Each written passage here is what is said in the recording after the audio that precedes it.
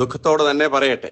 അതായത് ഈ social media ഞാൻ ആ രംഗം കണ്ടില്ല എങ്കിൽ പോലും സിൽവാനിയോസ് തിരുമേനിയുടെ ഒരു പ്രസംഗത്തിൽ പറയുന്നു ജ്ഞാനായ സമുദായത്തിന്റെ മെട്രോപൊളിറ്റൻ ഇപ്പോൾ ഗ്രിഗോറിയസ് തിരുമേനിയാണെന്ന്. കടപ്പനാട്ട അച്ഛനും പറയുന്നു അതെല്ലാം പിന്നെ ഇനിയിപ്പോൾ മെത്രാപ്പോലീത്ത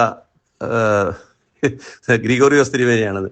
ഞാൻ ചോദിച്ചു, ഈ അച്ഛനോടും സിൽവാനിയോസ് തിരുമേനിയോടൊക്കെ ഞാൻ ചോദിക്കാൻ ഉള്ള ചോദ്യമേ ഉള്ളൂ, നിങ്ങൾക്ക് എവിടെ നിന്നാണ് ഇത് പറയാനുള്ള അധികാരം കിട്ടിയത്? എവിടുന്നാണ് കിട്ടിയത്? കാരണം ഞാനൊന്ന് ഓർക്കുന്നു, പത്രത്തിൽ കാണുന്നു ആർച്ച് ബിഷപ്പ് മാർ സിൽവാനിയോസ് എന്ന് പത്രത്തിൽ കണ്ടാ അറിയുന്നത്. ആ സിൽവാനിയോസ് തിരുമേനിയുടെ ഒരു ഹെഡ് ഓഫ് ദി ഡിപ്പാർട്ട്മെന്റ്, അതായത് സിൽവാനിയോസ് തിരുമേനി ഇവിടുന്ന് കേരളത്തിൽ നിന്ന് പോയ ആളാണല്ലോ. ജ്ഞാനായ സമുദായത്തിൽ വെണ്ണിക്കുളത്ത് തോട്ടത്തിൽ കുടുംബത്തിൽ നിന്ന് പോയ ആളാണല്ലോ. ഇദ്ദേഹത്തെ സിംഹാസൻ പട്ടം അച്ചമ്പട്ടോ എല്ലാം കൊടുത്തത് നമ്മുടെ തിരുമേനിയാണല്ലോ. അങ്ങനെ കൊടുത്താണെങ്കിൽ ഇദ്ദേഹം അവിടെ ചെന്ന് ഈ ഡിപ്പാർട്ട്മെന്റ് അറിയാതാണോ, കള്ളക്കളിയിലല്ലേ ഇത് വാങ്ങിച്ചുകൊണ്ട് വന്നത്? എന്തിനെ? അവിടെ മുതലേ പ്രശ്നമായില്ലേ? അപ്പം അതിലുപരി ഒന്ന് ഓർത്തു നോക്കി, സെന്റ് തോമസ് വലിയ പള്ളിയുടെ ചരിത്രത്തിൽ ഒരു കുർബാന ചൊല്ലാനായിട്ട് കയറി ഒരു കുഞ്ഞുങ്ങളും ഒരു മെത്രാപ്പോലിത്തന്മാരും ഒരു അച്ഛന്മാര് പോലും ദൈവം സഹായിച്ചിട്ട് ഇതുവരെ ഒരു അപാകത പറ്റി ത്രോണോസ് വിട്ടുപോകേണ്ട ഒരു സാഹചര്യം വന്നിട്ടില്ല. സിൽവാനിയോസ് തിരുമേനിയുടെ ഒറ്റ വാക്കേ പറയുള്ളൂ, സെന്റ് തോമസ് വലിയ പള്ളി അനുഗ്രഹിക്കപ്പെട്ട തോമാസ് ലീഹായുടെ അനുഗ്രഹത്താൽ, പരിമല തിരുമേനിയുടെ അനുഗ്രഹത്താൽ അനുഗ്രഹിക്കപ്പെട്ടൊരു ദേവാലയമാണ്. തിരുമേനി വന്നപ്പോൾ പ്രസംഗിക്കുന്നത് ഞാൻ കേട്ടതാണ് പരിമല തിരുമേനിയെ പറ്റി. പരിമല തിരുമേനിയെ വാനോളം പുകഴ്ത്തുന്ന പ്രസംഗം ഞാൻ കേട്ടു. എന്നാൽ പിന്നെ ഞാനൊരു ചോദ്യം സിൽവാനോസ് തിരുമേനിയോട് ചോദിക്കട്ടെ. തിരുമേനി ആ സ്ഥാനത്തുള്ള ആളല്ലേ? ഈ പരിമല തിരുമേനി എങ്ങനെ ജീവിച്ചുവോ അതുപോലെ നിങ്ങൾക്കും അങ്ങ് ജീവിച്ചാൽ, നിങ്ങൾ കാലം ചെയ്തു കഴിയുമ്പോൾ നമ്മുടെ തലമുറകൾ നിങ്ങളെ പുണ്യശ്ലോകനായിട്ട് പ്രഖ്യാപിക്കത്തില്ലേ? അങ്ങനൊന്ന് ജീവിച്ചുകൂടെ? എന്തിന് ഇരിക്കുന്നത് ചോട് മറന്ന് മുൻപോട്ട് പോകുന്നത് ശരിയാണോ തിരുമേനി? ഒരിക്കലും അല്ല. നിങ്ങൾ അങ്ങനെ ചെയ്യരുത്. വളരെ ദുഃഖത്തോടെ തന്നെ പറയുന്നു. ഒന്ന് ഓർത്ത് നോക്കിയ, ശ്രാദ്ധത്തിന് വേണ്ടി ചിങ്ങവനത്തൂന്ന് കെട്ടി അണിയിച്ച് മുത്തുക്കുടയും ചെണ്ടയും മേളവും മൈക്കും എല്ലാം വെച്ച് കെട്ടി അവിടുന്ന് ചിങ്ങവനത്തൂന്ന് ഓടി വന്ന ജീപ്പ് റാന്നി സെന്റ് തോമസ് വലിയവളുടെ കവാടത്തിന്റെ മുന്നിൽ വന്ന് ഒരു ചുവട്ട് ഒരടി മുൻപോട്ട് പോകാതെ ആ ജീപ്പ് അവിടെ നിന്നുപോയില്ലേ? സെന്റ് തോമസ് വലിയ പള്ളി തന്നെ. അവിടെ അനുഗ്രഹമുള്ള സ്ഥലമാ, അവിടെ കുഞ്ഞു കളിക്കാനുള്ള സ്ഥലമല്ല. സിൽവാനിയോസ് തിരുമേനിയോടാ പറയുന്നത്. അങ്ങനെ ഓരോ കാര്യങ്ങളും ഇനിയുമാണെങ്കിലും തിരുമേനി പറഞ്ഞു കേട്ടല്ലോ, ഞാൻ അല്പം ശിഷ്ടം വെച്ചിട്ട് പോകുന്നു, ഇനിയും വന്ന് എന്തെങ്കിലും അടച്ചോളാമെന്ന്. പക്ഷേ ഓർക്കണം, ഇതൊക്കെ ദൈവത്തിന്റെ ഹിതമാണ്. കുഞ്ഞു കളിക്കാനുള്ള സ്ഥലമല്ലിത്.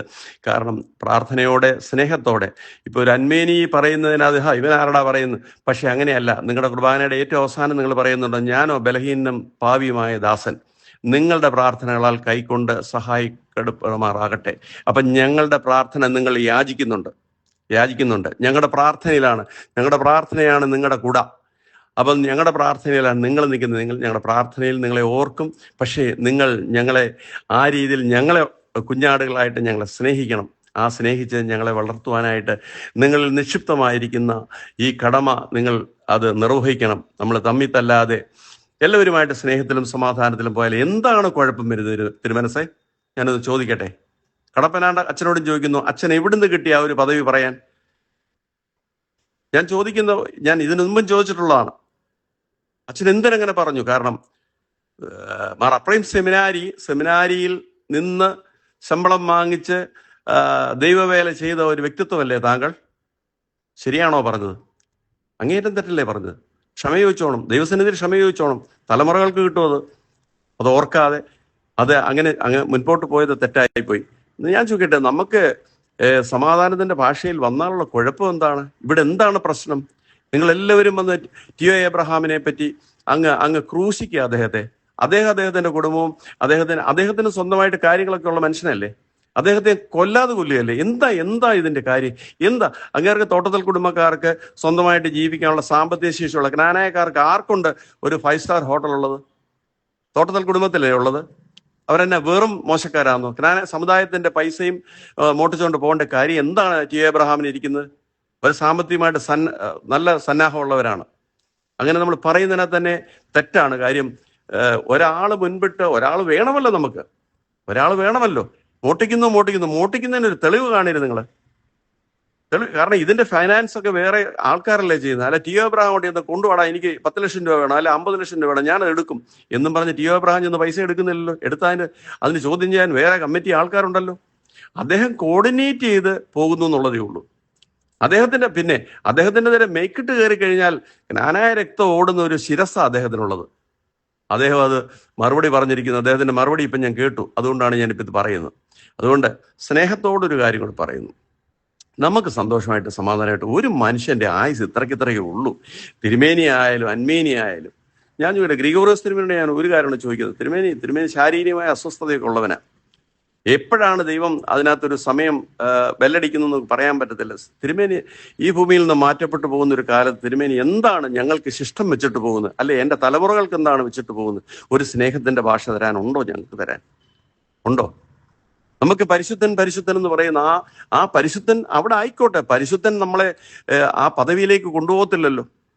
നമുക്ക് പരിശുദ്ധനാകെ യേശുക്രിസ്തു അല്ലാതെ പരിശുദ്ധനൊന്നും ഇല്ല. അത് സത്യമുള്ള കാര്യമാണ്. പരിശുദ്ധ സിംഹാസനവും പരിശുദ്ധവും അതല്ല നമുക്ക് വാഴ്ത്തപ്പെട്ടത്. കാരണം ഈ പരിശുദ്ധ സിംഹാസനത്തിൽ നിന്ന് അത്രത്തോളം പദവിയുള്ളവരാണ് നമ്മളിവിടെ. കാരണം നമ്മളെ അത്രയും പദവി തന്നാ ഇങ്ങോട്ട് വിട്ടത്. അപ്പം നമ്മൾ ആ രീതിയിലാണ് നമ്മൾ മുൻപോട്ട് പോകേണ്ടത്. അതുകൊണ്ട് ഞാൻ ഈ 3 സഹായമദ്രാച്ചന്മാരോടും പറയുന്നു, നിങ്ങൾ സമാധാനമായിട്ട് പോകണം. ഈ നമ്മുടെ സഭയെ, ഞങ്ങളുടെ കുഞ്ഞുങ്ങളെ, ഞങ്ങളുടെ സഹോദരങ്ങളെ വെട്ടിമുറിച്ച് എല്ലാം ആ രീതിയിൽ അങ്ങോട്ടും ഇങ്ങോട്ടും ഞങ്ങളെ ചിന്നിച്ചെതിറിച്ച് ആക്കരുതേ എന്നൊരൊറ്റ അഭ്യർത്ഥനയേ ഉള്ളൂ. സ്നേഹത്തോടെ എൻ്റെ പേര് പറയാൻ ഞാൻ ആഗ്രഹിക്കുന്നില്ലെന്ന്. Okay, thank you.